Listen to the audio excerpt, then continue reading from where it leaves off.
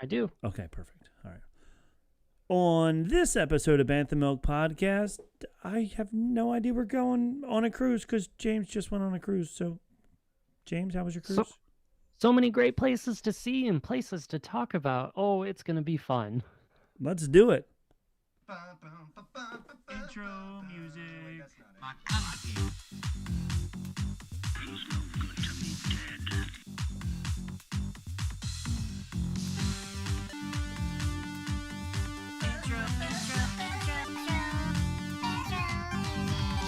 Bounty hunting is a complicated profession.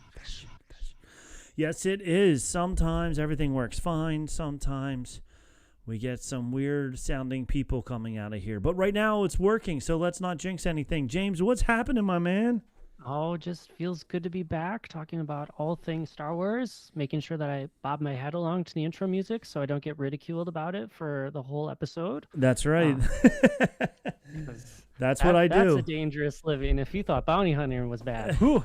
Yeah, getting made fun of for not bopping your head around is very dangerous. Yes. It's tragic. While you were gone, we did a little around the Dejeric table with our three regulars, Ken, David, and Tom. We talked all about Andor, and we had a good time doing it. We missed out. You were too busy, gallivanting all around the world to hang out with us last week. But now we're back on this weird schedule. It took us a little bit, but we did around the Dejeric table last week. But now we're back with you this week, and we're gonna have a break next week, and then you and I will be back in 2 weeks from now.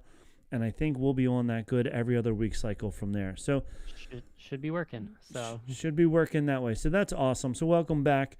And you had a fun time on your cruise. You enjoyed all the food and had a great time. The food was great. The entertainment was good. All the people we were around, for the most part, were good. A few people that were odd ducks, but that's what's going to happen when you're on a ship with 6,000 other tourists and everyone else. The other cool things we got to do is we got to spend basically 2 afternoons around Disney Springs and some of the resort hotels in the Florida park, which we don't get by nearly that often. So that was pretty neat.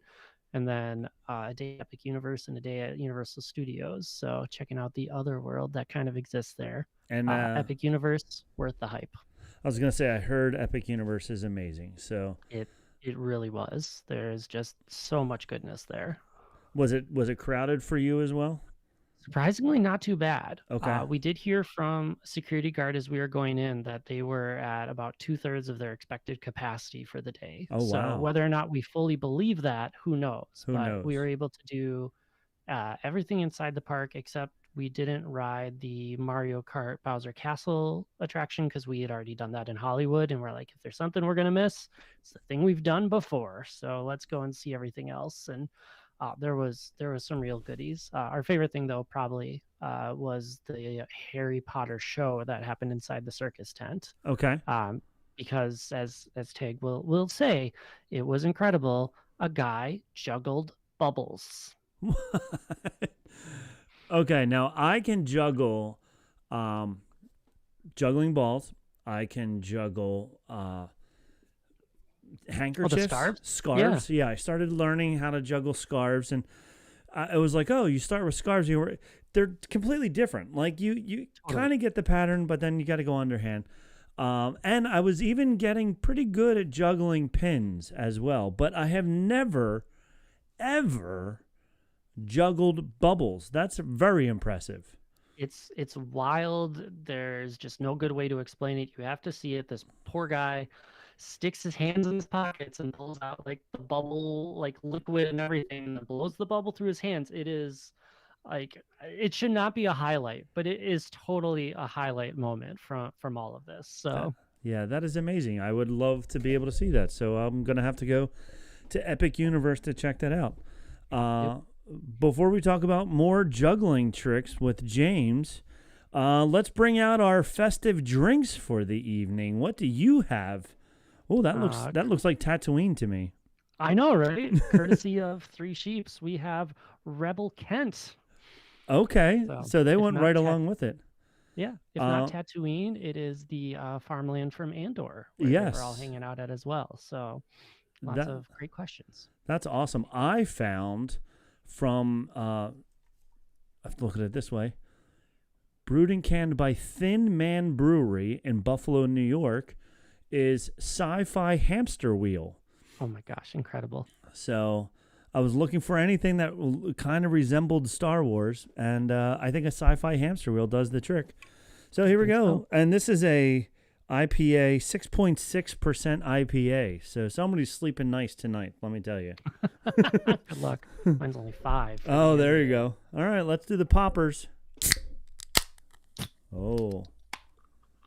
There you go. And, of course, you don't have a glass, or do you have a glass this time? No glass for James. All right, I'm going to try and do this the appropriate way.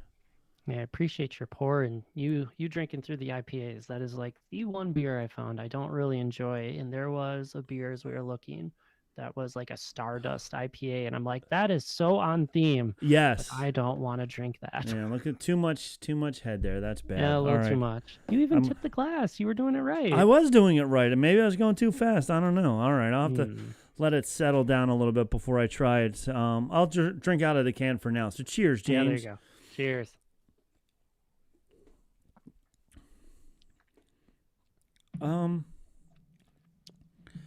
Mine's a little citrusy.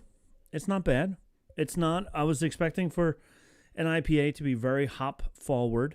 There's definitely hops in there, but it has some kind of citrus going with it. It doesn't. They don't give any description other than IPA, Indian Pale Ale, but with a surprise. With a surprise, yeah, little bit more citrusy than a normal IPA. What about you? How's yours? Mine is exactly what I would expect an amber ale to taste like. No surprises, no gimmicks, just straight to the point. Probably not going to last me through the show. That thing's going to be gone pretty quick. It is tasty. So. And mine's also a pint, so 16 ouncer on top of it. So I'm going to have to make sure that our show goes at least an hour and a half to get through the whole thing. Good thing our topic can go for hours. I know. Oh my gosh! If we want to. So, as James said, our main topic this week is going to be all about all the planets in Star Wars galaxies, in the galaxy of Star Wars, I should say. All of them. All of them. And the first thing that popped up from StarWars.com is a map of about 500 planets. I was shocked to see how many planets there are. I don't think we're going to get through all of them. I know James really wants to. But we both have things to do tomorrow, and being here, that could be our 24-hour show. Could just be just naming all of the planets. I think will take 24 hours, let alone details on them. I felt really good when I found like a quiet moment on the cruise. Just pulled out my notebook and got up to like 25 or 27 at some point. So you were like the fact that there's 500. I'm like, oh Lord, I know. What stories do I not remember? Yeah, and I think like a lot of it is probably from books and stuff like that. So books and comic books and whatever. But yeah, the Star Wars galaxy map. I'm trying to think. It doesn't zoom down. There we go. Yeah, I mean, you can't even see all the words. It's so dense. So I don't know where all these planets have come from, but there's just too many to even mention right now. So it is crazy, whacked, funky. So we're gonna get to like. I found like 9 or 10 that I thought were good. James found, like you said, he listed 27. I don't know if we're going to get through all 27. Maybe we will. Maybe we won't. Maybe we'll save some other ones for later. But at least a brief rundown of the core ones that we see the most in Star Wars. Before we do that, though, yes. I do have a list that we can get through. Okay. And that's the other shows on the Ears Up Network. Yes, let's do that. So all the other shows on the Ears Up Network, we got the main show, Ears Up. We have The Supreme Resort. By the way, James, I don't know if you know, the Supreme Resort boys, they like to kick us out of the studio and make us record normally in the horse trailer in the backyard. Rude. Yeah, I know. So luckily you're not recording on set and you're in your house where you don't have to go to the horse trailer. But I've been recording from the horse trailer for quite some time now. We have PewDiePie, which are the Marvel guys. Scraping the Vaults, which they do all of the straight to DVD / VHS / they're getting almost into the Disney Plus era of movies and things like that. They also have Buena Vista Boys, which they do the same thing as the Supreme Resort, but they do it for all the live action Star Wars movies and stuff or not Star Wars, Disney movies and things like that. So there are the other shows on the network. Please check them all out. They're all good. We like them very much, and I listen to all of them. So that's that. I have some sound effects here for you because we're going to get into some Star Wars news right now.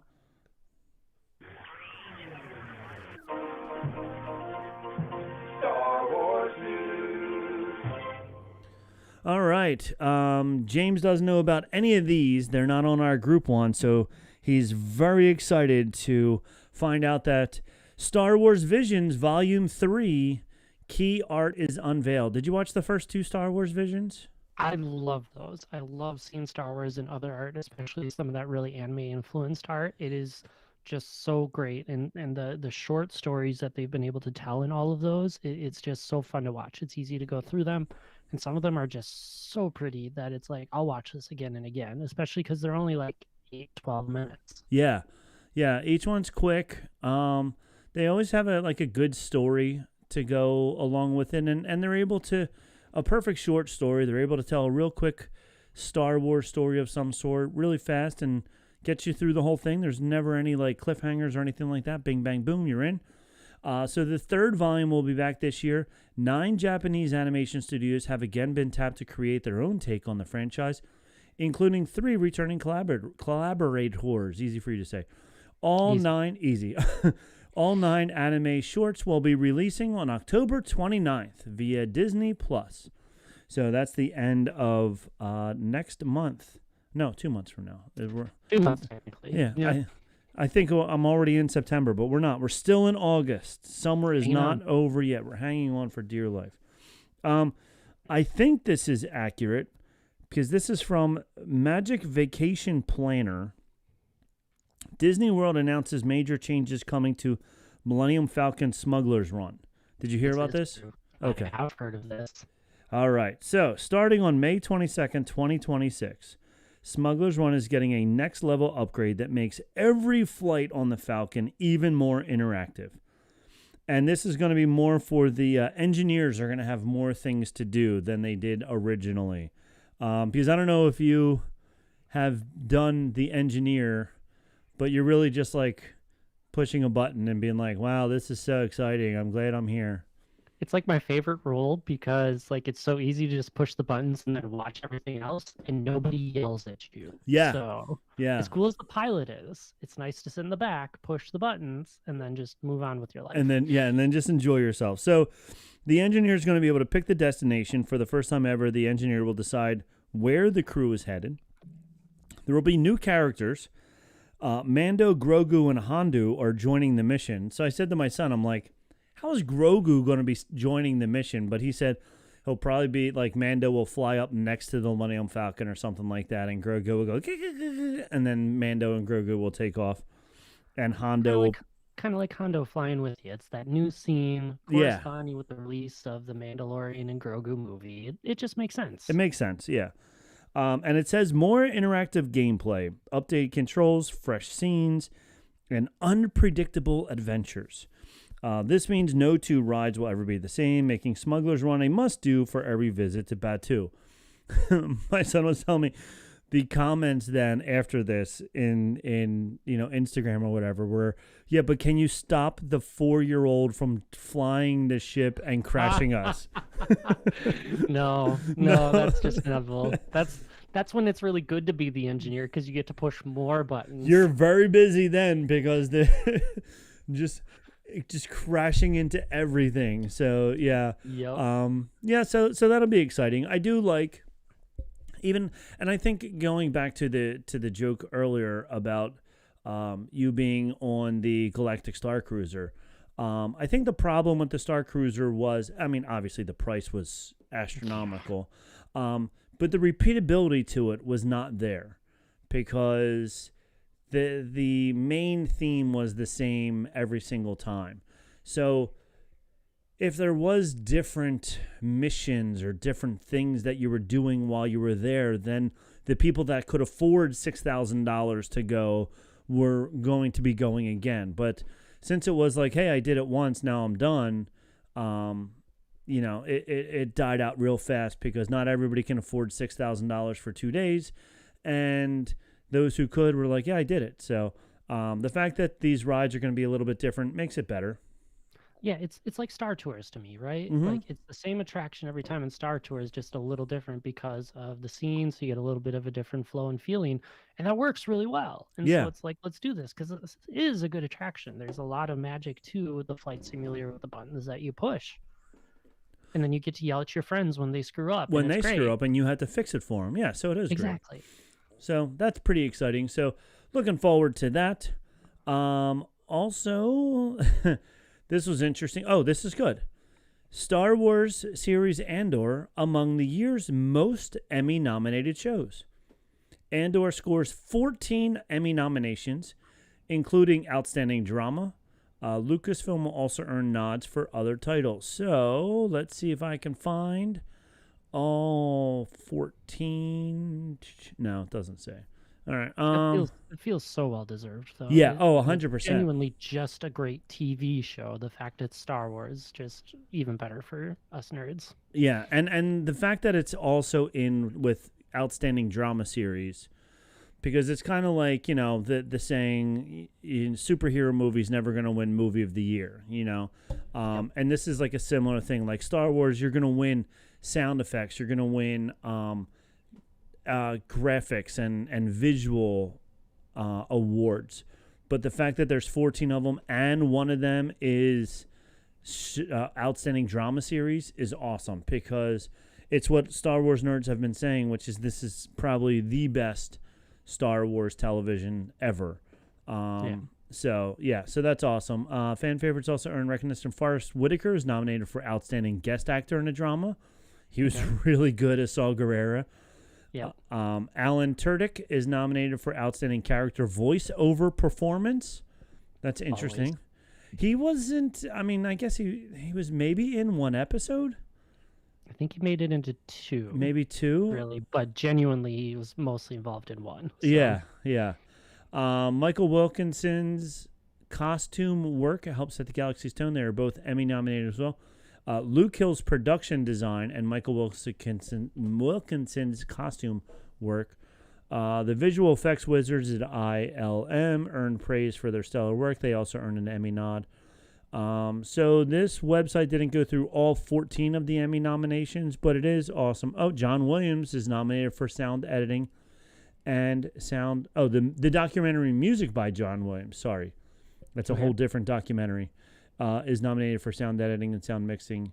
And The Acolyte they're all streaming on Disney Plus. Okay. So that's exciting. I'm happy that they got that nod for drama of the year, because that's really, really good, because it is a Star Wars, a kids show, but this one was definitely not a kids show. Do you remember Katie Sackhoff? Sackhoff, Yes. I guess. She was in She was in Battlestar Galactica. She started in Battlestar Galactica. She was also in The Mandalorian. She played Bo-Katan Kryze. I think I said that right. In season 2 and 3. She has an article. She went on a podcast and said, Star Wars actor says Mandalorian role destroyed their confidence. It broke me, actor candidly revealed after struggling to understand the character. Yeah. Star Wars actor Katie Sackhoff has said that her role in the franchise left her with no confidence. She was in season 2 and 3. She struggled to understand her character, which left her feeling adrift with her acting career. So much so that she didn't work for 3 years after. I lost all my confidence after Mandalorian, all of it, she said on her podcast, The Sackhoff Show. I've always played 2 steps removed from myself in a sense. It always felt grounded in some part of my belly, of who I was. Bo-Katan is nowhere near who I am as a human being. Her life, what she wants, I didn't understand her. As much as I understood her, I never felt her in my stomach. I never identified with her. I didn't know how to find her. Sackhoff said her experience after The Mandalorian broke her as she started doubting everything about myself. I'm not a strong auditioner on tape, and I was having to put myself on tape, she explained. I wasn't booking anything, and for 3 years I basically didn't work, and it just destroyed my confidence. Sackhoff has been working with a new manager and acting coach to restore her confidence. She'll next be seen in a TV adaptation of 1974 Stephen King novel Carrie, which was made into a film starring Sissy Spacek in 1976. It's unknown whether Sackhoff will reprise her Star Wars role in The Mandalorian and Grogu, which is set to be released in cinemas on May 22nd, 2026. Well, if we don't Sounds know... like she doesn't want to. Yeah, I was just going to say, I have a feeling she's not in it. And then this follows it up by saying in 2023, Boba Fett actor Tamora Morrison expressed disappointment over The Mandalorian's third season, which received a lackluster whatever. So yeah, it seems like she forgot. I don't know. I feel bad because it's confidence is very difficult. Not everybody has as much confidence as I have in myself. Then again, I'm not also, acting for millions of people here either. But she couldn't figure it out. Olivia's in the chat. She says, seems like she shouldn't have taken that role. I mean, I don't know that. It's complicated, right? Like when you get into any of that Mandalorian history with houses fighting and trying to take the rulership and believing that she had rights to the Darksaber amongst other things, like there's a lot of like lore that you can dig into with a character like this. Yeah, but that's a lot of commitment to watch a lot of the Clone Wars and stuff. Yeah. Trying to find out what your character is kind of tough. So, I don't know. I think I'm not an actor, so I don't know. I don't know how, whatever. But I do feel bad for people who, can't figure out what they want to do and then can't get work afterwards and struggling for 3 years. So. That's that. And then the final article that I have, composer John Williams says he never liked film music very much. Because there's a new, and I felt like I saw this, the John Williams biography. Didn't it already come out? Wasn't there a John Williams thing on Disney Plus? I don't remember that, but it's very possible. I don't find myself looking at documentaries and docuseries too often. So okay, all right. Well, as one of the greatest composers in film, John Williams has written such the most memorable music in cinema for masterpieces such as Jaws, Jurassic Park, and Star Wars. Do you like Jurassic Park? Are you a Jurassic Park fan? That first scene when they pull in the Jeeps and they stop, and I guess that the Brachiosauruses are behind them. And not John Williams, but I forget what the older guy's name is when he says, "Welcome to Jurassic Park." And the music is playing, and visually it's the most amazing thing ever. That one scene is like the greatest scene for me in film. Like just seeing that one scene, because it's so believable, and the music behind it is so amazing. It makes you want to live in a movie where you just have a beautiful score playing behind you. But yeah, John Williams' music is amazing in that. You're thinking of John Hammond. John Hammond, yes, he's the actor. And you are talking about one of my favorite moments. So when I'm not talking Star Wars, I'm talking video production and other things related. And Jurassic Park is one of my favorites to talk about for good videography and cinematography. And that is one of my favorite moments because of the angles and the closeness of the shots and everything. So when you layer in this incredible reveal music from John Williams, it is like just the perfect bundle of everything that will keep holding up right now. Yeah, it's and I'm not even a film major, and I love it. So the fact that you can see even more things going through it is just unbelievable. It's so good. It was such. And it's funny because, like, I don't know how many more Jurassic Parks they've had. 6 more, maybe, something like that. There's the 3 in the original, there's the 3 Jurassic World ones, and then they just rebooted the next one with the adventure one that they Yeah. just went on that probably just left theaters, which was So pretty good. it was good. There's only so many times you can have people running around with dinosaurs before you start copying your scenes, and there was a lot of duplicate scenes, but with a slight twist on it. But you're like, oh, that's, and a lot of it is from the first ones, right? The first Jurassic Park was just because it was so well done. It was so amazing that, and it holds up. It was in the 90s. And I'm sure, I don't know, you don't watch documentaries as much, but the whole thing on ILM. Oh, I watched that one. That was Okay. worth it. Yeah, Yep. that whole episode on Jurassic Park and how Spanky like did the T-Rex for the first time in the computer and just had it playing when they were going to go in and watch the stop motion, and they were Yep. like, "Wait, put that stop motion." I'm like, what is that? You know, That's like what we want. Yep. that's what we want. But it's still so amazing. Like it still looks good. There's other computer CGI stuff that if you watch it now, you're like, oh man.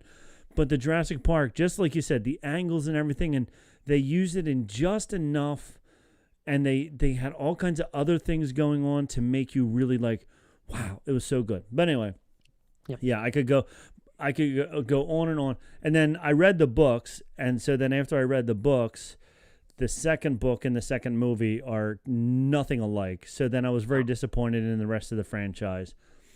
The reboots, when they came out with the fourth one, was really good again. And then I felt like it died off again because they just ran out of ideas all over again. But anyway, whatever. So John Williams, back to this guy, who I have his autograph. Oh, that's so cool. Pow! Look at that right there. My son worked at the Academy of Music in Philadelphia when John Williams came to do a show, and they had all kinds of signing stuff. And I had this. My son was into vinyl for a while, and I had this one saved, and I had Disco Mickey vinyl from when I was a kid, and it wasn't called vinyl then. They were just records at that time. Yep. And he was like, "Do you want anything signed from John Williams?" And I was like, "Get the Empire Strikes Back signed." So yep. So I have that signed. So it's so cool. I'm so proud of it. I'm so happy. And I gave of course I had to give my son a hard time because I'm a very sarcastic person. He didn't write, like he didn't say to write anything. He just wanted the signature. But there was a post note on it that said it was for Trey. So he wrote Trey. All the best, John Williams. So I was like, this isn't your record, this is mine, but now it has your name on it.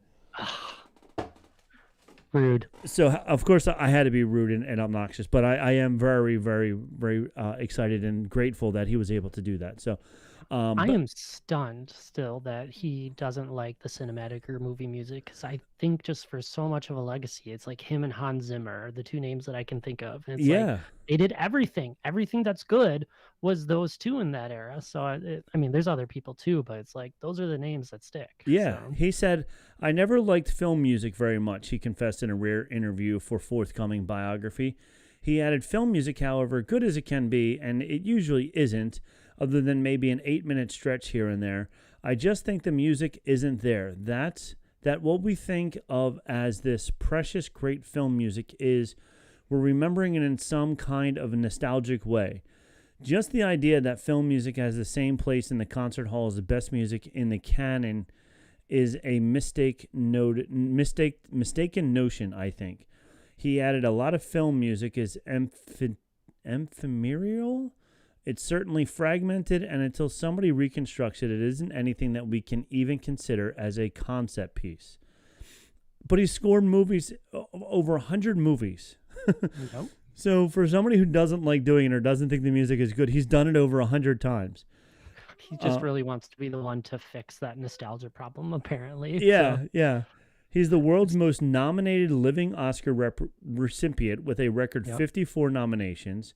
Recognizing that his music has played a crucial role in enhancing and heightening a film's emotion and atmosphere. With 2 haunting notes, he captured the chilling thread of the great white shark in Jaws, which was really funny because he was like, let's just make it simple. And he just, just that mono. And he was like, ooh, that's fun. fun fact about that. Someone on Apple Music on the original Jaws soundtrack put lyrics in. Oh, And so you that can is go so and sing yes. along to da da da da. So yeah, so it's funny that, and I remember hearing him. Maybe it was, I don't know when I saw him, what documentary I saw him on, but I remember him saying that he also tried to, the orchestras didn't like playing film music either, because they were like, oh, this isn't real music, this is just movie music. So he had a really hard time in the very beginning getting orchestras to play his music.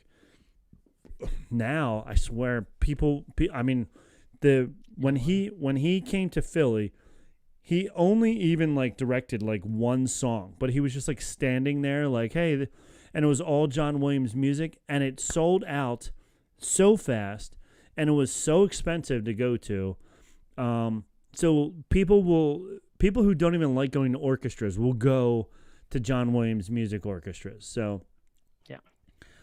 So there's that. So for someone who doesn't like it, he did a lot of it. He did. Now he's making me contemplate. I'm like, do I like a lot of my music just because of nostalgia? Because like I'll argue for video game music as well as something that gets Okay. underrated in a lot of places. Yeah. I'm like, is it just because I really enjoyed the game and the moments that came with it? But that might be the same thing for the first time I heard a song or went to a Right. concert and heard this, of why I like that piece of music too. Well, there was another meme I saw that said, the majority of my classical music I learned from like Bugs Bunny cartoons. It's true.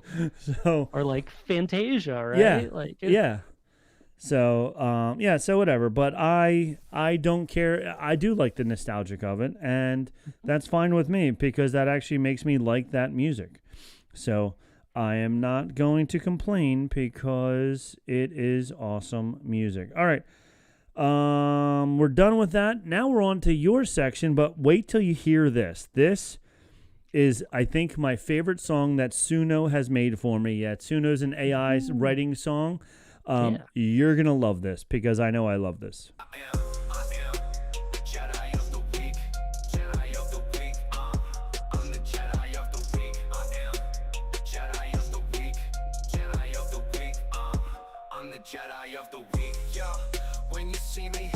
Hello, Dad. Call me Luke Skywalker. I'm a pro, yeah. I'm a boss like Boba Fett. In the city with my clones, I control the set, and I'm all up in the zone. If I lose a hand, I'm still gonna do it with my soul. Yeah, making moves like Solo, and I'm spinning these records like the Millennium Falcon. I feel the force, and it's calling me. Running it back, yeah, that's all of me. I could listen. This is the first Suno song that I could listen to the whole song. It's so good. For being Jedi of the Week, they do name a lot of Star Wars people who are not Jedi, but that's okay. Yep. It's fun. Olivia just put up fire. Yep. That is, yeah, after talking about how much we love like the classical music and the Star Wars John Williams, this feels like the perfect transition. It's the perfect transition from John Williams, well thought out, well orchestrated music into this. Yep. His new genre he's been looking for. It's not nostalgic anymore. Nope, it's now hip-hop AI music. Yep. All right, so you have a segment now for us called Jedi of the Week. We could listen to you, yes. Jedi of the Week. Oh, I'm going to be listening to that on the way to work tomorrow. I can guarantee it. Can't wait. Just on replay constantly. Yes. Yeah, well, last week we started strong in the early Jedi archives with A. So this week we're going to continue learning our alphabet with the letter B. And this week our spotlight is on Barriss Offee. Barriss is a Murillana Jedi, and I probably said that wrong, of the planet they're from and the people they are. But that is what it is. Are we going to learn that planet today? Probably not. Probably not, because this is like the only time it ever gets mentioned, and that's because it's not ever mentioned in any of the lore, really, it seems like. But Barriss, when she showed up most prominently in the Clone Wars TV series, was a Padawan under Master Luminara Unduli, also from the same planet.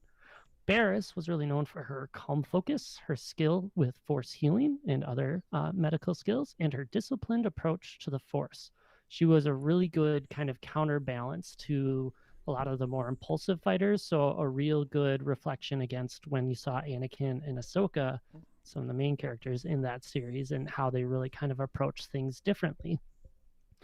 So it was great in a lot of those Clone Wars episodes when you saw Ahsoka and Barriss fighting side by side. They really developed a nice friendship, and how their different approaches and personalities could really complement each other, especially in a lot of the dangerous situations that they ended up in. So Barriss would be like cautious and like living in that tradition that came with the Jedi, while Ahsoka was just like, yeah, we'll figure it out. This is what sounds right, and here's my instinct. And so it was some good like character tension, but in the best of ways with friends as you went about it.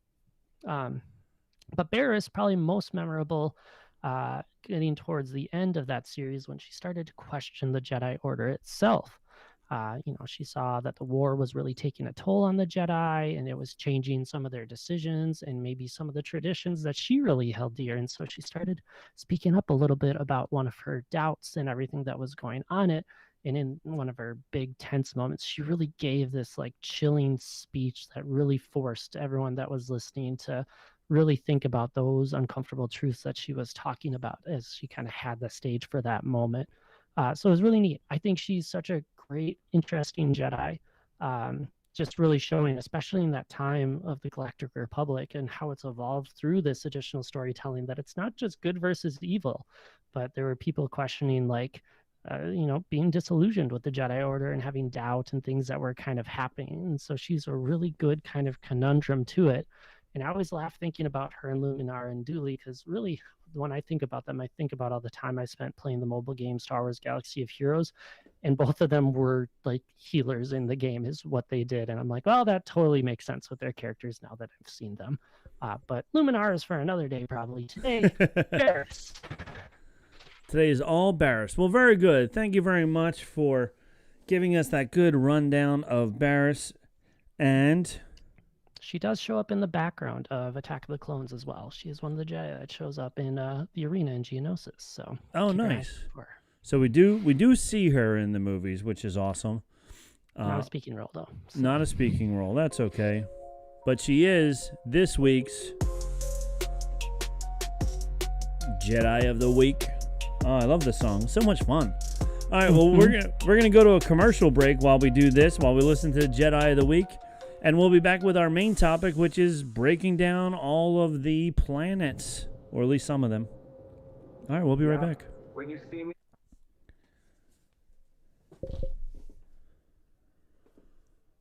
All right, 41 seconds, Jedi of the Week. All right. Are you ready, my friend? Ready. All right. Sneak book talk in if you wanted to as well. What's that? I don't know if you want to sneak book talk in as well if you're good there. Oh, yeah. We can throw a book talk in there real fast. Or save it at the end either way. So yeah, because I forget. Yeah, because I have. Oh, let me go grab my book then, real fast. Hold on, because I have issues with the book. Okay. Oh, then we want this.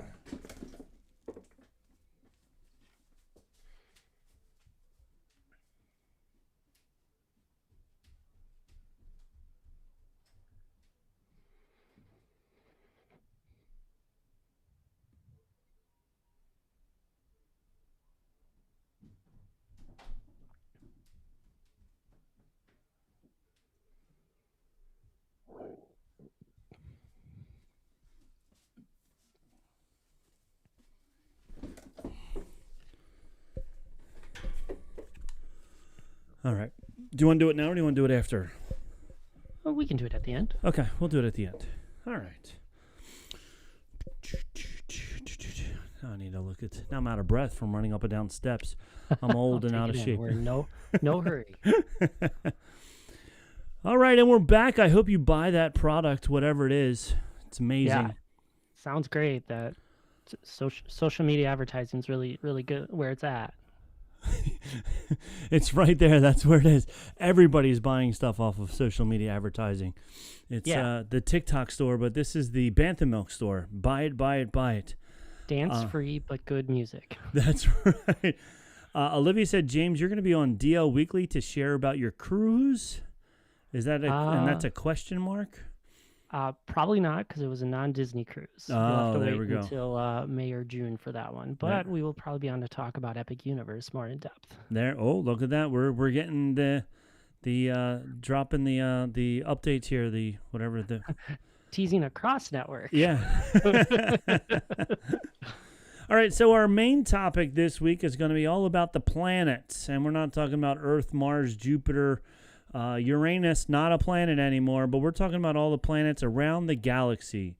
And as we said earlier, the giant galaxy map, if you go to StarWars.com and find the galaxy map on StarWars.com, you're going to see so many planets you don't even know what to do with all those planets. But we're not going to talk about all of them this week. We are going to talk about just a couple of the important ones. So we can start with the first planet that we see if you go in not chronological order, but age order. The obvious center of the universe. Right, which is not the center of the universe, but one would think so. Tatooine is the first planet that we see. It's a beautiful desert planet. It has two suns, which... Twin suns are great. Twin suns are visually great, but it just makes me wonder. Obviously, the twin suns burnt the planet to the ground because it's all just a desert now, because I can imagine, just being... and I've never been to a desert, me personally. I'm trying to think. I've been to the beach, but I've never been to a desert. I take that back. I was in Las Vegas. That's a desert. It's a desert if you get outside the city, for sure. Once you get outside the city, it's a desert. And even just being in Las Vegas, like, it is hot, and that's only one sun. So I can't even imagine the twin suns of Tatooine. Have you been to a desert, James? I've driven through parts of Arizona and Texas that I would consider desert. I've also been to Vegas, but not outside the city itself. I mean, we drove through and around. So, yeah, there's enough of that desert world. And I'm like, no, thank you. I'd rather have that than the humid heat that is like the swamplands of Florida and up by Georgia. But I'm still comfortable where we have seasons. Yeah, so it's really funny. Even in New Jersey, in August, it's normally repulsive. We are right there with Florida when it comes to humidity time, and we had I want to say like 10 days in a row where it was over 95, pushing 100 degrees. So we get a lot of the heat and humidity, not like Florida where it's consistent from May to August, but Tom, who was on or who's part of Around the Dejeric Table, he's in Florida right now, and it's only 80 degrees in Florida right now. So we're in the middle of like this cold spell. And even here in New Jersey right now, it's pushing only 70s and 80s, where last week it was 97 degrees. So us East Coasters all the way up, even into Boston, it gets pretty hot up there for a little while as well. But yeah, the East Coast has, and then we have our seasons. We have December and through February. It is cold. David's on. He knows. He's from New Jersey. David just popped in and he said, "Arg." But yeah, he knows what it's like. But it's not super hot right now. But yeah, we do get it. But we don't get desert. And I love the people who are like, but it's a dry heat. When we went to Vegas, it was like 109. And I don't care how dry of a heat it is. 109 is hot. No matter what. Humid or not, it's hot. But yeah. So Tatooine, desert planet. It's the first one we see. It's where Luke was raised. It's where Obi-Wan is hiding out, so we get to meet those two people. They have also the birthplace of Anakin as well. One of the most famous bars is there, which is how did Obi-Wan describe it? The hive of scum and villainy. Yes, basically. hive of scum and villainy. Yes. So that was like, and then it's funny because then when we get into the Mandalorian, we find out that there's a whole bunch of those on every single planet. But so what else do you want to add about? Oh, the Outer Rim. Yep, I'm looking at your notes now. I just found it hilarious thinking about this tiny little desert planet and how it is just so central in so many stories. Because as I was listing the movies that Tatooine shows up in, I'm like, it is basically every movie except for episode 5, and I don't think it shows up in 7 and 8, but then it's still in Clone Wars. It's in Mandalorian, Book of Boba Fett for sure. Obi-Wan Kenobi goes there. Like it's just such a central part of so many of these stories, and it's wild thinking about it because I'm a huge board game person on the side. One of my favorites is Star Wars Rebellion, which for the viewers can see the map is on these giant foldouts of where it is, and like you said, it is just so dang far away from everything. Yeah. Literally, Coruscant, all the way up to Tatooine, that nobody remembers that it exists. Yeah. It's not even a planet in this that builds anything. It's not that exciting. And if you look at the big map that's on StarWars.com, they have the deep core planets, which has Coruscant in it. No, I take that back. That's not Coruscant there. I don't know what that planet is. But they have the deep core planets, which is like the central of the... Oh, now my zoom's going all over the place. That's probably like Tython and other things around there. Yeah, and then you have the core planets, which that's where Coruscant is in the core planet. Yep. Then you have the colonies. Then from the colonies, you have the inner rim. Oh my gosh, I apologize, people. I'm trying to do this with my touchpad, and it just likes to. There you go. I got you. After the inner rim, you get into your expansion region. Yes, there we go. You have a really small sliver of places, but some notable ones like Umbara from the Clone Wars. After that, you get to the mid-rims, the planets that still have a little bit of pull, but a lot of them are getting forgotten or kind of lost. I don't know if we go to a lot of these big ones. Ord Mantell definitely gets a little bit of play outside of there. Kashyyyk with the Wookiees is inside of this spot as well, and where the Bothans come from too. And then you find yourself in the Outer Rim. This is huge swath of the outside place. This is where all your good lawlessness really happens. But I mean, you still have some big familiar ones. So obviously, like you said, Tatooine, and then you'll run into like Felucia, Batu. If you ever visit the Disney parks, is part of this part. Utapau is all the way out here. Like, no wonder it's Outer Rim, and you're not finding it anywhere. Yeah, so it's crazy how focal it is to all of the movies and how far out it is from the actual center of their galaxy and important planet in the galaxy. It's so not an important planet, but yet it's in every movie, which is really funny. Everything. Matt just chimed in and he said, do you think they'll ever go somewhere like Nar Shaddaa? That is Nick's favorite planet. Every time there's a casino planet, he's hoping that it's Nar Shaddaa. He said, I think it would be cool to see some different planets in the show. And I agree with you, Matt. And I don't know, I'm sure James does as well. Like, we want to see other planets, but then it's interesting.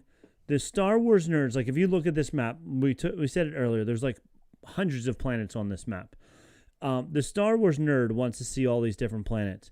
The Star Wars person who enjoys casual fan wants to see Tatooine, Coruscant, all the basic ones. They want to go back to see the Ewoks because they were so cute and fluffy. So they want to go back to the yeah. So I would like to see other new planets, but it's interesting whenever we go to a new planet, people are like, "Oh, that just looks just like Tatooine." Okay, but it's not Tatooine; it's a different planet. So yeah, you talking about Jakku? Yeah, exactly. Like desert planet again. Let's do it. Yeah. Yeah. I mean, it's cool to see the expansion of places. Like you can give more depth, like they did in The Mandalorian with the Tusken Raiders speaking sign language. I'm like, that was a nice little thing, but we didn't need a whole show for that. Like one or two little extra interesting thing. There's so many cool places out there. Yeah. So, So we got that. So all right. So Tatooine's the first planet that we all learn and love and find out that it's very far away. We mentioned this. Movies, we probably spent too much time there. That's right. We mentioned this one multiple times, but Coruscant is the central planet of the galaxy, serving as the capital of the Republic and the Empire, and location of. This is in the location of the Jedi Temple. There's Jedi temples all over the place, but this was like the main Jedi Temple as well, because it was like. This is like Washington D.C. of the galaxy. This is the main. But I would think even more than Washington, D.C., because Washington, D.C. is only for America. This would, if the planet Earth had a main capital, Coruscant is that main capital of the galaxy. So you can give us some more it's details. Like the United Nations, but for trade and economy too, right? Yeah, it's for everything. Yeah. So I mean, it's wild. I love the concept of Coruscant. Of the planet is just a giant city, and then it goes like deep down into the core and gets worse and worse as you get further down. So it's got all that interesting parts going with it. But like a whole planet that's a whole city, man, I thought my commute was bad some days. Oh, I know. Yeah. The entire planet is a city. There's like no grass. What was the one? What TV show was it where they went to the rock that was the highest mountain on the planet, but it was just like a little boulder that was left, and like you weren't allowed to touch it, and the one guy like touched it, he got yelled at or whatever. I forget what that rock was. Hilarious. I don't remember that at all. But That's yeah, great. That was pretty funny. Olivia said, I feel called out, but accurate. I want to see the basic places on my Star Wars Starbucks mugs and cute creatures. That's all she wants. She wants to just go to the main planets. And then you're going to get yelled at by all the Star Wars nerds who, well, they're not happy with anything, so it doesn't matter. No. But yeah, so Coruscant is the main of everything. You take anything that's important and you put it right there. Oh, he said it was in Rebels, he thinks. David thinks that was in Rebels. Right. I think so, yeah. All right, do you have more to add to Coruscant other than it's just an entire planet that is one giant city? And in some of the Rebels shows, you did see how the lower into the core you get, it was like the poor, the slums, and you could never like get out. It was very interesting. But yeah, so we have that. I think they've done a good job with this one because this one has to show up in a lot of places just with how central it is to so much of the universe and the things that happen, that they haven't overdone Coruscant really, I feel like. So you're getting these little tastes of everything, especially I think about like Andor recently when you got to see Mon Mothma and everything going with that. It's like you need some of that to show up if you're doing anything related to normal universe stuff. So yeah, definitely. And even with like you said with Andor, like we saw different parts of Coruscant now, so we're seeing all different things all over the place. So yes. Then we get to Naboo. Naboo is a beautiful planet. This is Tom and I played Star Wars Galaxies for many, many years, and many years after it ended as well. And I'm sure we'll go back to it on the server that we really like once they update everything and redo it and are ready to go again. But Naboo is the planet that we love to start on and build our own city in Star Wars Galaxies and things like that, because this is the planet that is closest related to Earth. It has nice, beautiful greenery and mountains and rivers, and it's a very nice, beautiful planet, a peaceful planet with diverse environments, including lush landscapes and underwater cities. And this is where Padme was born, and she was the senator from Naboo. Also, this is where Darth Jar Jar lives. Yep. So the Sith Lord, gotta love him. The Sith Lord Darth Jar Jar, which, by the way, I think we talked about it a little bit last episode. I can't wait for the new season of Rebuild the Galaxy, the Lego Star Wars. I rewatched them all. They're very short. You can watch, I think there's only 6 or 8 of them, and they were only like 14 minutes long each one. It was a fun, quick watch. But the Black Millennium Falcon has all the fun characters with it, including the Darth Vader in all white as opposed to black, and the Darth Jar Jar character. So if you are into collecting Lego characters, because honestly, the Lego people sometimes are worth more than the minifigs are worth more than some of the sets are.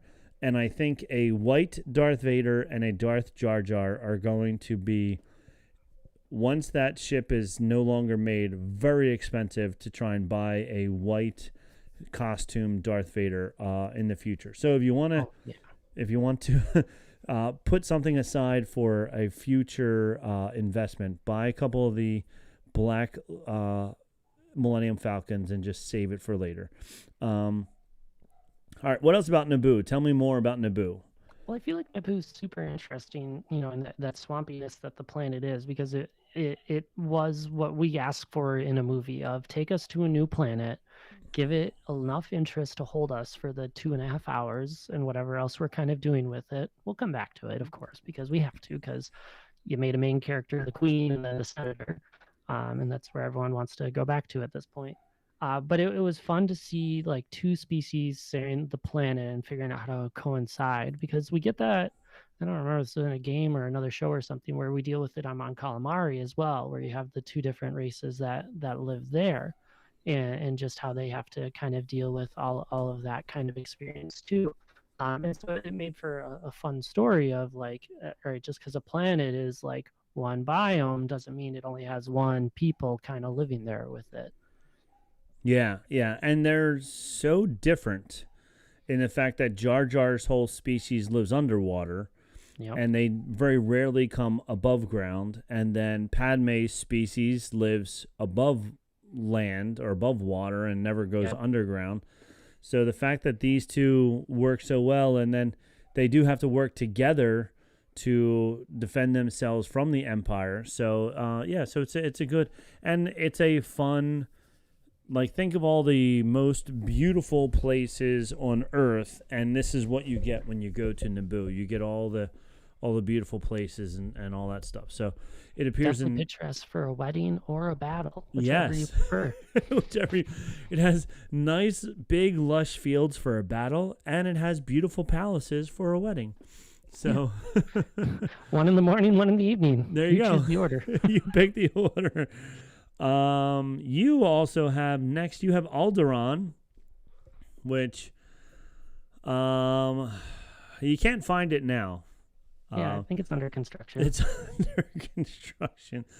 But Alderaan is the planet that Princess Leia was raised on, which if you didn't know, and obviously George Lucas didn't know in the beginning, but Princess Leia is Luke Skywalker's sister, so they're related, but they were raised in two separate places to keep them away from Darth Vader, their father was Anakin, became Darth Vader. They separated them so that he wouldn't find them because he wanted to kill them because he knew that his child, I think he only knew that he was having one child. Did he know he was having twins? Didn't know he was having twins, I don't think. I don't think so either. So he knew his child would be the only one that could defeat him, so they had to keep him hidden. So they separated the twins and moved Princess Leia to the beautiful planet of Alderaan with her adopted father, Bail Organa.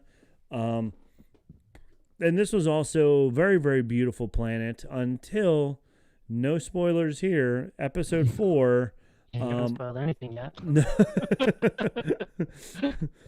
There's this baddie named Darth Vader, and he's mad at Princess Leia. So he says, watch what I do. And then he blows up Alderaan, so you can never find it again. But it was a beautiful planet until the Death Star blew it up. And bad Death Star. Olivia said, they're twins? What? I didn't know this. Well, now you know. Sorry. And it's also funny. Did you see I remember collecting them because I'm old. But did you see the Star Wars baseball cards from the late 70s, early 80s? There was I Topps. don't remember those. Okay. So there's Topps baseball cards, and I had them. I don't have them anymore. I don't know what happened. Whatever. But in the original Topps baseball cards, Leia is actually older than Luke if you look at their ages and things like that. Okay. Because I guess that came out before they tried to retcon it with George Lucas going, let's make them twins. So before he decided that they were going to be twins. So if you look at the baseball cards, they have different ages on them in the baseball cards. And then they said, oh, no, we made a mistake. Now they're twins, which is okay. That happens all the time. It's fine. I started listening to Pod Meets World, which is the Boy Meets World podcast with 3 of the characters from Boy Meets World, and sounds incredible. It's fun. They're on episode like 600 or something. Wow. Yeah. Good for them. So I tried watching from the beginning, but I have to scroll through so many to get all the way down to the beginning again. But they were talking in the very beginning. Sean, Corey's best friend, continuity wasn't very good with his family. There was one episode where he said he was the younger brother, and he had an older brother. Then, like 5 episodes later, he's talking about how he has a sister. And then you don't see any relatives, just that he now lives in a trailer, because they made one joke in like episode 9 about him living in a trailer park. And then from then on out, he lived in a trailer park. And then you don't see a brother again until, I don't know, season whatever, 5 or 6, when the brother then comes and suddenly now he has a brother later on in the show. But yeah, continuity in the 80s and 70s and 80s and 90s was kind of hard to keep track of. They finally realized later on, maybe we should pay attention to these things, because people rewatch it and go, hey, wait a minute. So, yeah. So Alderaan, great planet. No longer, you can't go there. I always want to write a character about somebody who, like, lived on Alderaan and went on vacation to another planet at the time that the Death Star blew it up. And then they're like they were a Jedi, they went somewhere, their planet got blown up, so then they're like angry and they become not necessarily a Sith, but like kind of like Ahsoka, where you're like a mid, you're not all Jedi because now you have anger in you, but you're also not a Sith, so you're whatever, somewhere in between there.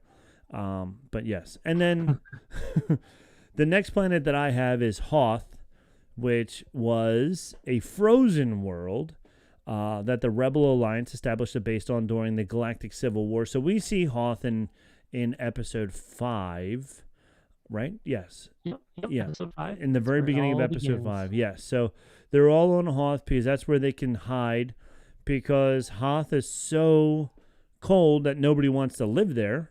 As you wrote down, you can read it, a desolate ice planet.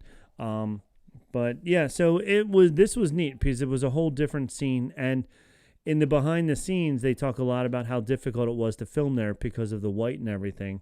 But go ahead, tell me more. I'm tired of talking. I talk too much.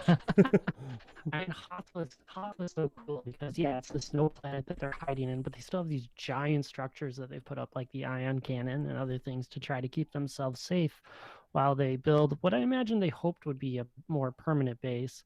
Not that it was necessarily the best spot for a base by any means, but I mean, they were close to a hyperspace route. They weren't too far from Bespin, but still kind of hard to get lost in there. But this is such a cool planet for, again, the characters and the creatures that we meet, because this is where we get to meet the Tauntauns and the other, the big baddie that captures Luke. But yes, won't spoil it for too much. And then you just see like the contrast of Darth Vader showing up on a snow planet. His black against the white is great as the snow troopers show up, and that's where we see the AT-ATs really kind of wreaking havoc. And you just really get this good sense of how scrappy the rebels have to be in this fight, because they're not fighting with starfighters like you'd want them to be in this situation, but they're improvising and still finding success like they do because they have that heart and desire to really kind of fight through it. So it just makes for such a great scene as you wander through these people just out in the snow for whatever reason, trying to survive and hoping for the best. And yet you still get all the cool kind of technology built in. I'm so shocked that there aren't more like igloos or other kind of style of abodes that would show up in something like this for them to live in. Yeah. But it's just so prominent through episode 5 and just so important in that one. Part of me is surprised we haven't gone back, but then again, it is kind of a desolate moon, so it's like, not a lot of reason to go back to something. No, like once the Empire found their base, there was like really no reason to go back there again, I would say. But it also did give us my favorite ship, I think, the T-47 airspeeder. Mm-hmm. The ship, and like you said, they're scrappy. This is where they decide, we can't blow up these AT-ATs because they're too heavily armored and we can't get to them. But what we can do is tie up their legs and make them fall over. And they use these T-47 airspeeders to do that. I really wish, and then I did a little research on the T-47 airspeeders and found that they don't have a they can't fly out of the atmosphere. They don't have that capability. And I was like, well, why have a spaceship that can't fly into space? And I was like, okay, I guess it's kind of like that's their version of a car or their version of a tank kind of type thing where, everything floats there. Every single ship that they have, even like Luke's land speeder on Tatooine, that can't go off into space either, but everything just floats. So it's like a low spaceship, like a car, or like I said, like a tank, like something that just stays low. But it doesn't have a hyperdrive, so it can't go into hyperspace, and it doesn't really fly out of the atmosphere. So it's interesting in that aspect, or maybe it just doesn't have a hyperdrive. It might fly into the atmosphere. I apologize if I'm wrong. I think part of the problem too, like, is whether it's the ships or not, it's just so dang cold there that it probably impacts a lot of the technology that even if they could figure it out, it just isn't a thing that really goes from there. Yeah, exactly. So, so they're really cool. They have 2 giant cannons on them that they tried to shoot the AT-ATs, and they couldn't do it. And then they wrap their legs up, and then Darth Vader comes in. You see, like you said, you see his black walking through the base, and they sneak out the back and they get away, and then they have to find a new base to go to. But Hoth was really cool, and if you think they're smelly on the outside, be careful with the inside.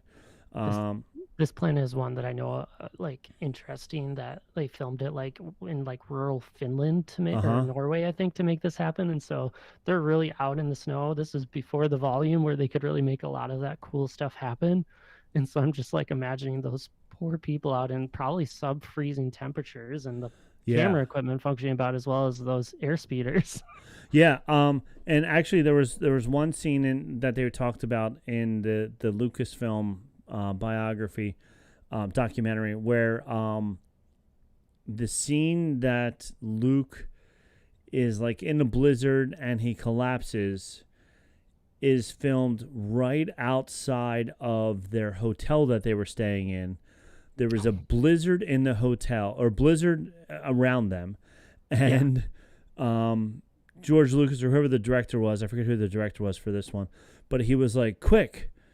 They set up the camera in the doorway of the hotel, and they said, walk out there. There's a blizzard. Walk out there right now, and then collapse. So that's pretty much the parking lot of the hotel that he's walking through. So it's incredible. It's like so crafty, and they were like, oh, this is the perfect scene. In the meantime, they're blizzarded into the hotel, and they couldn't get out, but they got that perfect shot. According to AI on Google, the T-47 airspeeder, snowspeeder, cannot fly in space because it is a low-altitude, in-atmosphere spacecraft designed for atmospheric flight and lacks the necessary components for space, such as shield, space-rated thrusters, life support, and pressurization. So I was right. They cannot go into space. But I want one of those in real life. I want that ship in real life. I don't care about the cannons. They don't have to work. I just really like that ship. I think that's a fun ship. But anyway. It's a cool ship. It's a cool ship. All right. Endor's the next one on my list. Which this is the one that the casual Star Wars fan is going to love, because this gave us our first set of cuteness. Endor is a forest moon. Well, there was the forest moon of Endor, I should say. Yep. Be clear, where the Ewoks live is not on Endor, but it's their moon, which is a forest moon, which is much different from our moon. Our moon is not a forest moon. No, but we also don't live on a gas giant planet. So, that is true, yes. Yeah, so we take what we get. We take what we can get. And it is home to the Ewoks, which, let me tell you, as a young kid, when this came out, I loved the Ewoks.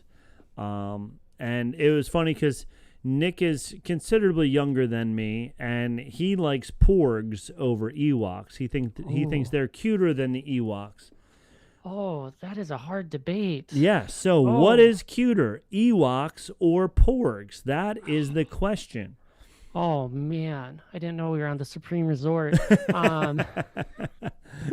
I probably have to still pick Ewoks, just because they actually contribute more than just sitting there. True, Um, they do something rather than just be dinner for Chewbacca.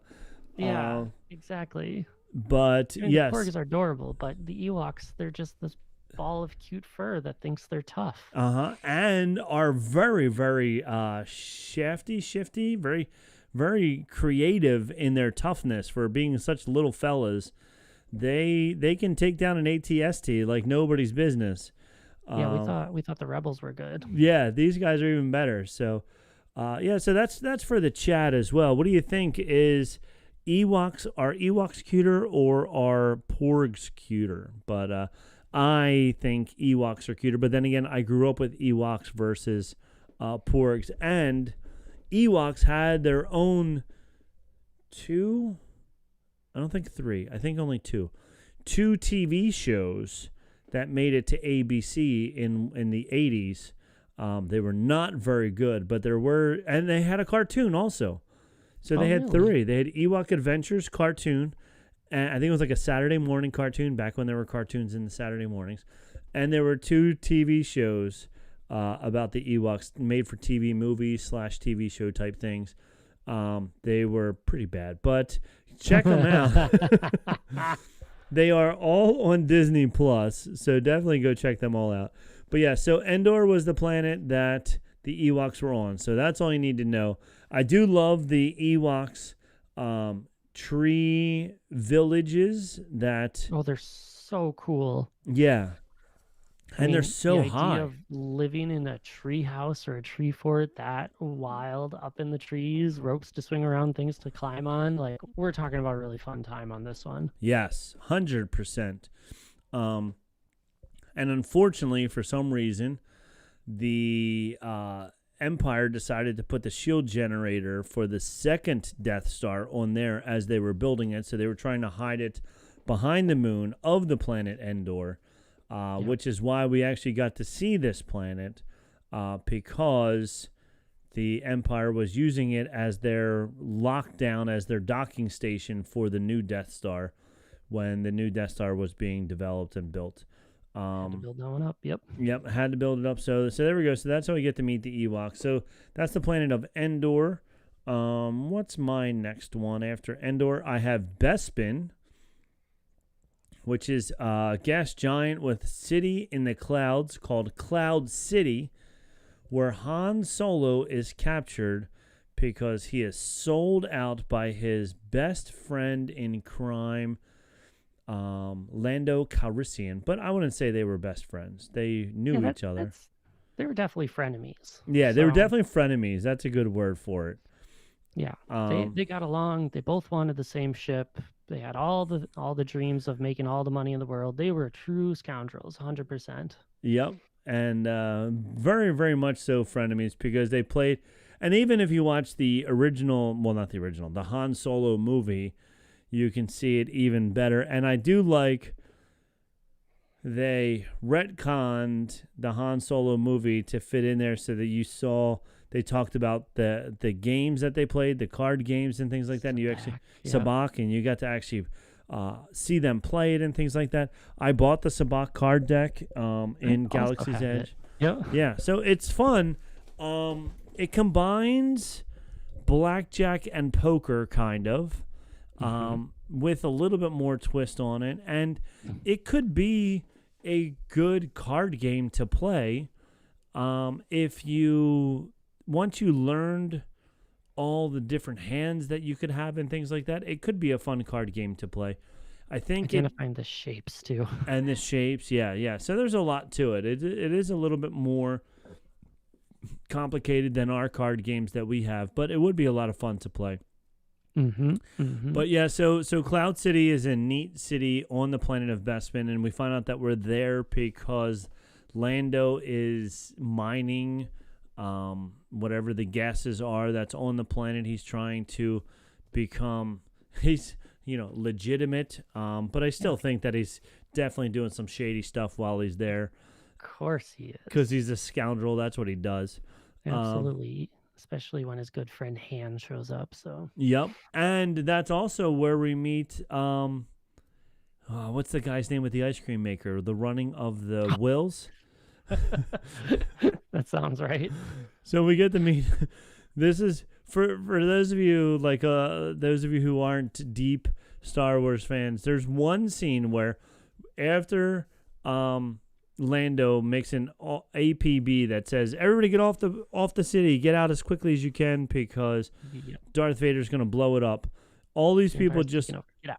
Yeah, all these people just start running side to side. And this one guy has an ice cream maker under his arm as he's running. Nobody really knows what it is at the time. They have since then gone back and, retconned this also and called it a Camptono. It's like a briefcase, a very secure type of briefcase. But in all reality, in 1983, it was nothing more than just a portable ice cream maker. And I'm just imagining this because this is like everyone gets. This is like the conundrum of like your house is on fire. You can grab one thing. What are you gonna grab? What are you gonna grab? Ice cream maker. That's what I want. Just made vanilla. It's my favorite. I have to do it. I have to grab this. Like, all right. Guess that dude didn't have a family. So. Yeah. All right. But yeah, I do. Also, yeah. I was just going to add about this. Bespin's one of my favorite planets, so I'm big into tabletop role playing. Okay. And there's an adventure in Edge of the Empire, one of the game systems that they have called the Jewel of Yavin that takes place on Bespin, not to be confused, because of course it's all smuggler stuff. Probably one of the favorite campaigns that they have in this series. Just does a really nice job exploring the planet and giving it exactly the feel that you would expect something that someone like Lando would end up running. So that's awesome.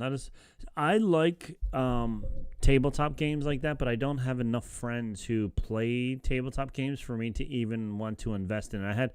There's one guy in the neighborhood, he really is way into it, but we went over his house once, we started playing it, and we were playing the original Star Wars one that you held up, and he has played it multiple times. I was getting destroyed and didn't even know that I had no shot of winning whatsoever. Yeah. And he was like, "Do you want me to leave it set up?" And I was like, "Nah." Like I lost interest. I saw quickly that I had no shot. I was like, "Yeah, I made major mistakes in here." But they are fun. They are fun, and it's a shame because everything is on phones or computers now, and it is fun to be able to just, just get rid of all the technology. Yeah. Desensitize, whatever. I don't know what the words I'm trying to use, but yeah. So it is fun that you're into so many of those different board games like that. So that is fun. It's fun. The biggest enemy is truly scheduling. So yes, yeah, it so is. Now, did you do Dungeons and Dragons as a kid also? Yes, a couple times as a kid, but more so as an adult since the pandemic. So okay, that's been great. Okay, yeah. So there's tons of fun systems now to explore. There's something up there for everyone. So Star Wars fans have a couple of systems, D&D. There's a few offshoots that go with it. So easy to find as long as you have friends to play with, or if you find them online. That's where I found one of my tables as well. So that's fun. That's awesome. And even on DL Weekly, they had some people who created games. And you can do a lot of them now online the same way that you could having 8 people in a room with you. So that is pretty cool. That's true. Maybe we'll have to do one with you and the Dejarik table guys. Yeah, that would be a lot of fun. I'm sure you would destroy us because you know all the rules already. And we're like, hey, maybe I should move all my Jedi to this planet called Andor. This seems like a good idea. Definitely. Yep. All right, the last one that I have, and I know you have more than that, is Dagobah, which was a swamp planet where Luke Skywalker trains with Yoda. So this was fun meeting Yoda after he hides from Order 66. He's now living on the swamp planet just to, 900 years old. I guess he's now saying, like, this is close to the edge of my life. I don't know.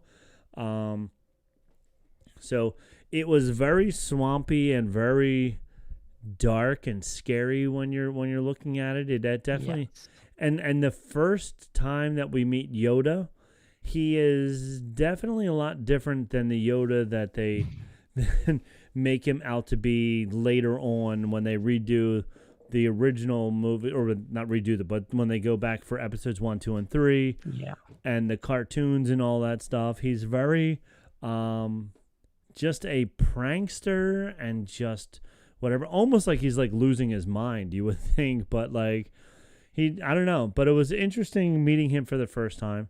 R2-D2 did not have fun on this planet. No, he did not. Yeah, I find that Yoda change so interesting because, you wonder, is it the isolation? Is it the planet itself? Or has he just kind of racked himself with so much guilt? Because that's always one of the things that I think about is why did he put himself into exile on his own? Yeah. It seemed like, and based on the combat, he was going fairly toe-to-toe with Palpatine, maybe slightly losing, if anything, but then he just has to be like, nope, I gotta go. Yeah. And, is it like he's hoping that someone will find him in his long life to be able to make it happen like it did? Does he think he's the only hope in that sense? Or is he just like so ashamed that he's just like, I can't see the universe fall apart because I let this happen? Yeah, I don't know, but it was I lost your image here. I hope you come back. Nope, you're completely gone. Super. Lots of editing that we're going to have to do now. This is fun times.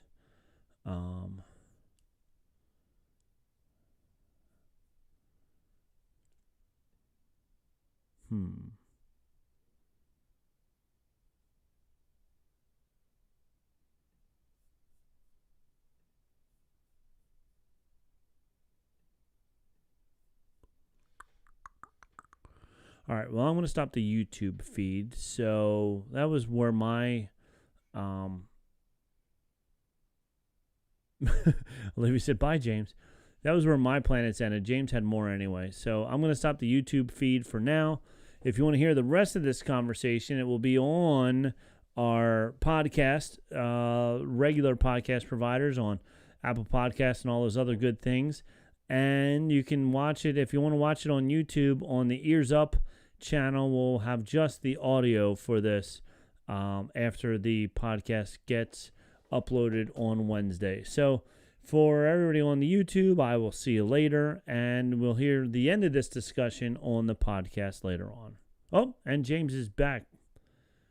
Are you there? Whew, yes. There we go.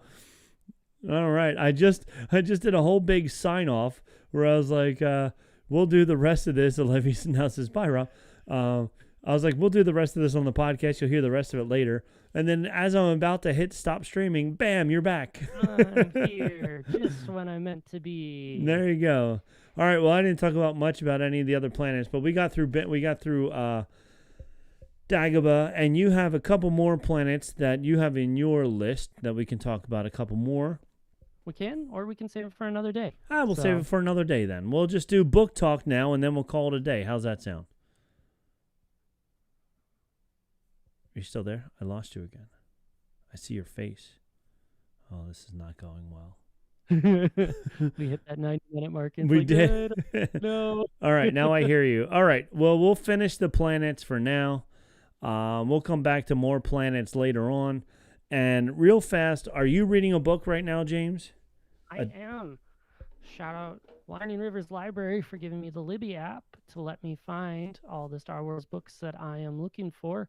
I am currently reading Canto Bight, which is a short book of 4 different authors wrote 4 short stories about random characters and kind of some happenstance that brings them together. So the first one is like an assassin and another guy that managed to win a vacation to go to Canto Bight, basically, and how they kind of merge together in a bit of a story. And the second one is a little bit more commerce and kind of see where it goes. So it's 4 different authors. And so it's super interesting take that just happens to be on the casino planet of Canto Bight. And he's gone again. Darn it. Just in time. All right, well, while he leaves and we figure out how he can come back, I'm going to talk real fast about my book, which I'm now reading another Timothy Zahn. And that's what Star Wars does well, right? And you disappeared on me again right at the end of your thing. Just in time. Just in time. All right, so yes. So Canto Bight, 4 stories, different people on the Canto Bight casino, right? Is that what it is? Yes. We can get an hour. That's it. That's all we can get out of this. We're an hour and a half, and then all the computer says, nope, no more. We're done. I'm just going to stay in the dark. I'm lost in Dagobah. You are. You're in the fog of Dagobah right now. Yep. All right. Well, you're reading. Tell me the title one last time. Canto Bite. Canto Bite. The 4 stories from Canto Bite. Now, my book is another Timothy Zahn book because I wanted to keep reading Timothy Zahn books because I really like him as an author. This one's called Spectre of the Past, The Hand of Thrawn, Book 1. I read the older Thrawn books. This one is a new one, and this one takes place after Thrawn dies. So it's interesting that it's a Thrawn book after Thrawn dies. It's good so far. I like it. It's not grabbing me as much as The Allegiance did, which is the one that I read last time, or even Choices of One, which was the other book by about Cara. No, not Cara. About Mara Jade. Those 2 books, really good. They grabbed me right away. I really liked them. This one is like a slow build up to it, so I'm enjoying it. But the book came out. It's from like 97, I think, was the original copyright on it. This particular book that's in my hand is a copyright 2015. So it's a 10-year-old book. And for those of you watching on YouTube, you'll see that all these pages, the first 3 chapters, just fell out of the book as I was turning pages. They just kept ungluing themselves and falling out because it's been sitting on somebody's shelf somewhere for quite some time. So I got it from Amazon. I wrote them a complaint. They sent me a new one. And by the time the new one came, I was like deeper into the book. Like I'm up to like chapter 8 now. So, but the new book, the pages are not falling out of. So I'm not blaming anybody. It is an older print of the book. It is an older book to start with. So, glue dries out. And if you try to pull back a book when the glue is a little bit dried out, I guess the pages are going to fall out of it. Apparently so. Apparently so, yes. So I have to return that one back to Amazon because the pages fell out of it. But the book itself is okay. Pages first. So, so that's that. So that's the end of our book talk. Since the computer doesn't want us to go longer than an hour, and we're pushing an hour and 30 minutes now, I think we're going to call it a day there, James. What do you think? Yeah, I think it's time for a good nap. Maybe off to Naboo or somewhere in the upper levels of Coruscant could be pretty pleasant. So. Yes, I agree. Let me look at the map. I think we're going to go, we can go all the way out to Karlak, which is out in the Outer Rim. I'm sure good things are going to happen way out there. There's At Aden. We can go to At Aden. That was such a good series. It's on the map? It's on the map. Yeah, it's in the Outer Rim. It's on the map. Nobody knows where it is, though, so that's great. But now that they do, and so whatever. But yeah, so I'm going to go to At Aden because those kids were fun. I really like that planet, and that was a good, we'll talk about that planet a bunch later. So, all right, well, for now, that's the end of this episode. Thank you all for joining us. Thank you for the friends of us who joined in the chat. David, Olivia, Matt was there as well for a brief moment. So thanks all of you guys who joined us in the chat. We'll be back 2 Mondays from now, and maybe I'll get this whole computer thing figured out by then. We can keep James on for the whole show. Maybe. Maybe. So until then, James, we have spoken. You say it now. Oh, yes, we have spoken. There we go. You have to learn the ways of Banthamilk podcast. I do. I was like, oh, you said the line. I don't say it anymore. Oh, okay. No, we will say it. I got it. I'm with you. There we go. All right. Bye, everybody. All right. I stopped my Audacity, and now I'm going to stop streaming. Olivia says bye. Bye. Bye. All right. I stopped.